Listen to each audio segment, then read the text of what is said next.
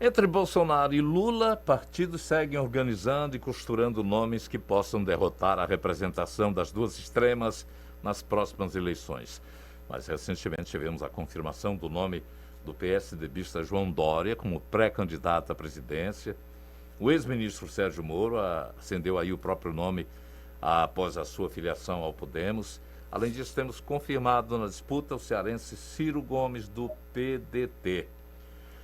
No entanto, entre uma pesquisa e outra, novos nomes seguem também surgindo. O do ex-ministro da Saúde, Henrique Mandetta, do presidente do Senado, Rodrigo Pacheco, e alguns outros. O que chama a atenção até aqui é a ausência de nomes femininos nessa conjuntura à disputa presidencial. Essa é a aposta do MDB. O partido quer lançar pré-candidatura ao Palácio do Planalto da senadora Simone Tebet, do Mato Grosso do Sul.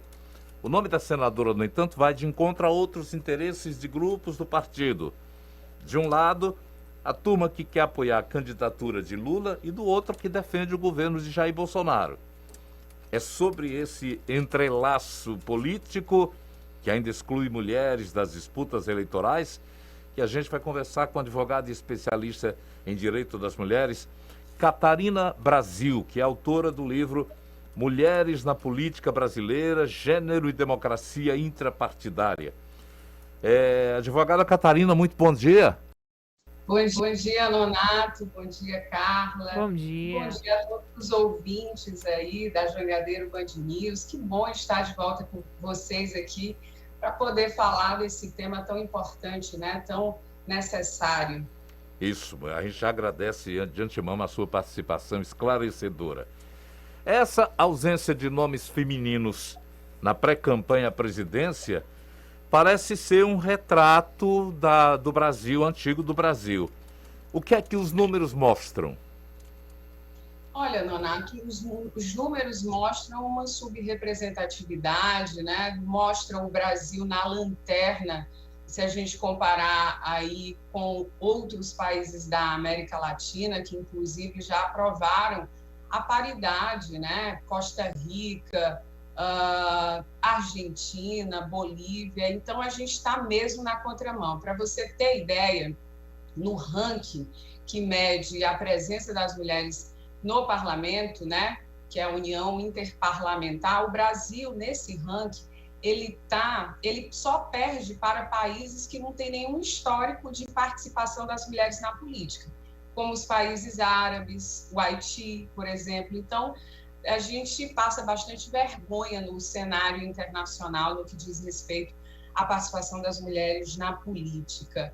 Veja, isso está em todos os campos, todos os espaços de poder, no judiciário também.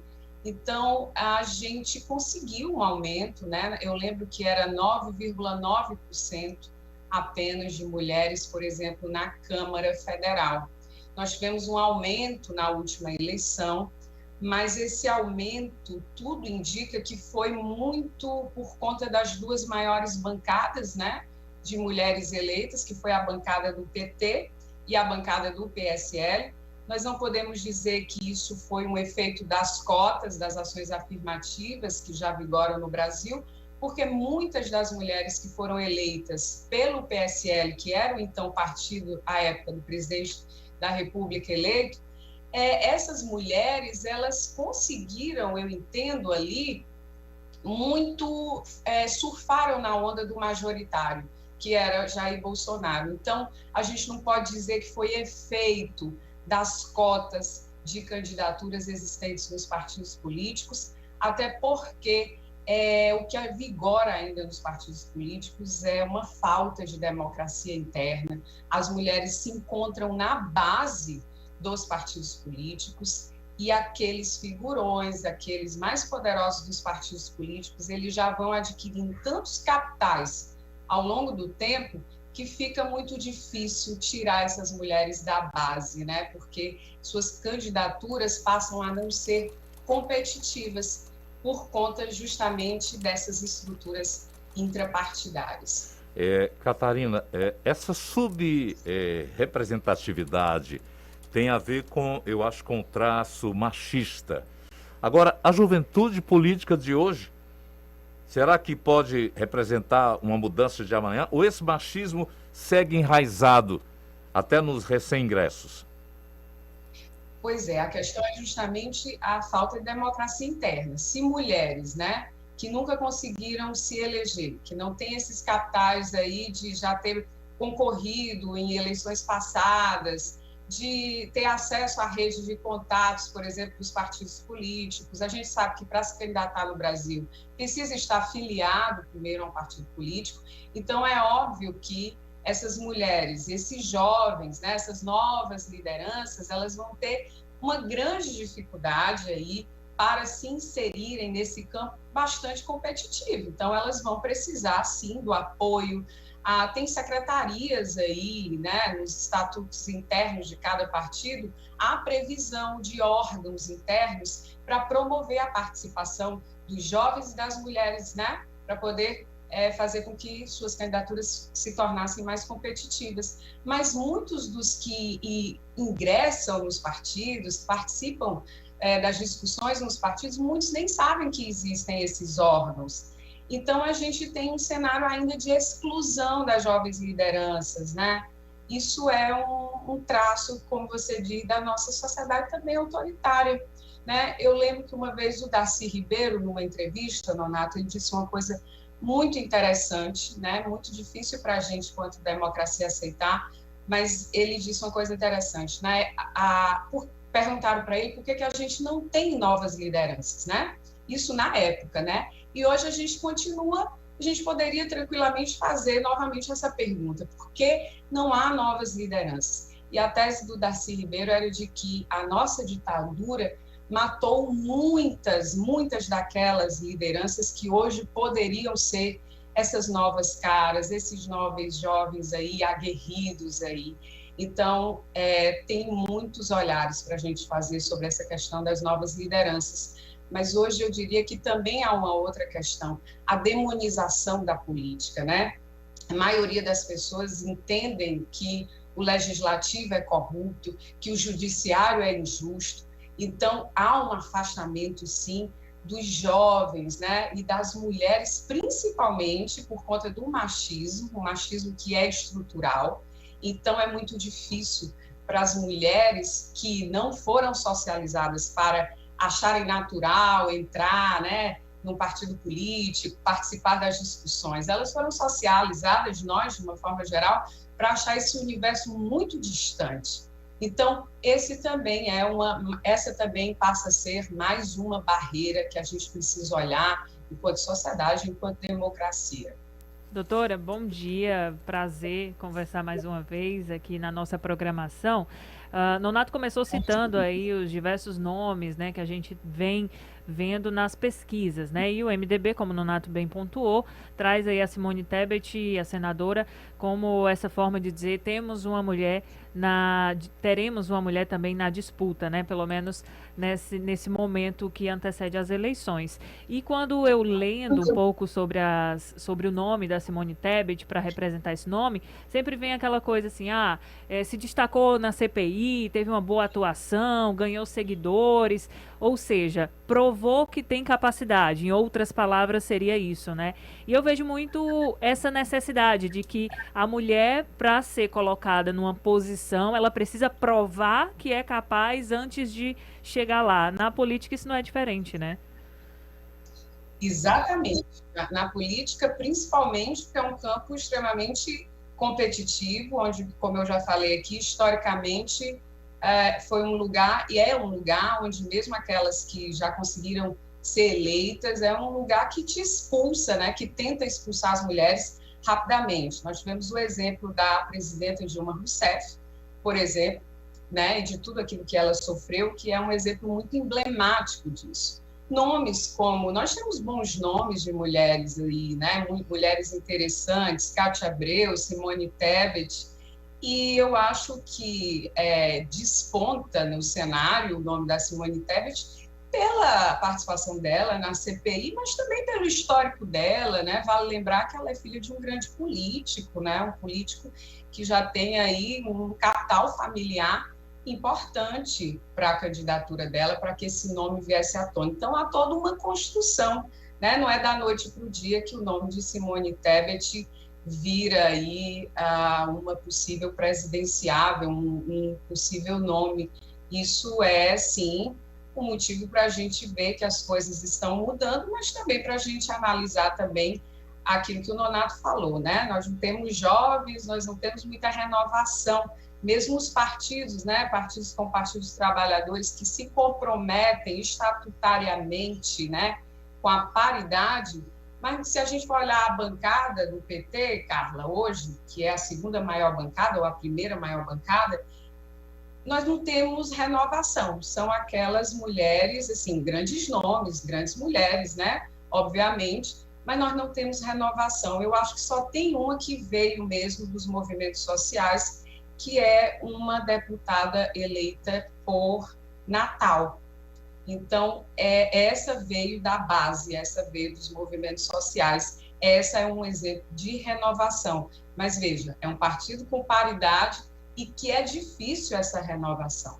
Mas eu acho que as coisas estão mudando, né? Não muda tudo de uma vez, não mudam todos os partidos, não mudam todas as candidaturas de uma vez, mas a gente vai conseguir mudar essas estruturas aos poucos. Falando nessa mudança de estrutura, nós temos aí o exemplo da OAB São Paulo, né, que elegeu a primeira mulher à presidência ali, depois de tantos homens à frente do órgão. Mostra aí mais uma vez, mais uma prova, né, de que essas mudanças estão acontecendo, apesar de uma forma lenta, mas estão acontecendo, né, doutora? Exatamente, exatamente.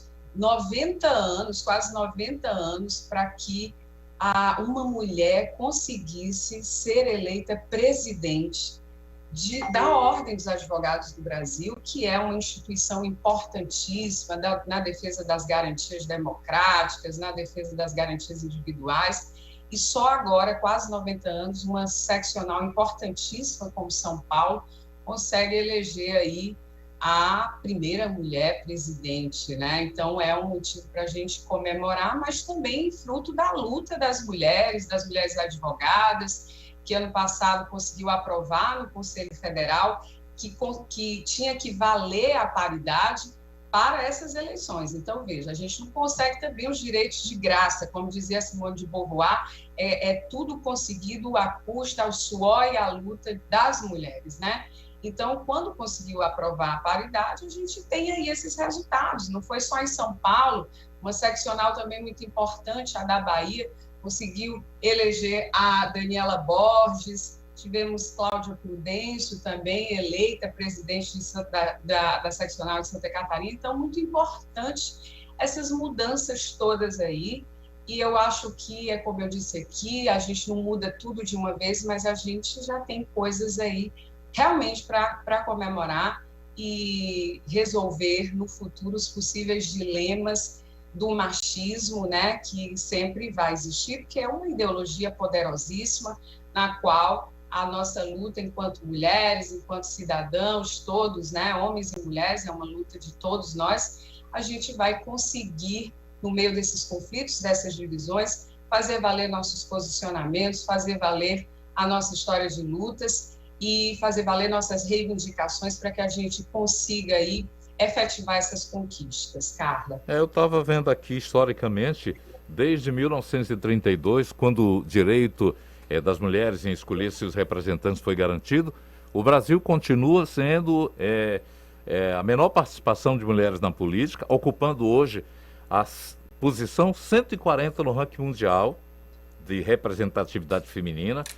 E lembrar que nós já tivemos, inclusive, a fundação do Partido Republicano Feminino em 1910, pela professora Deolinda Daltro.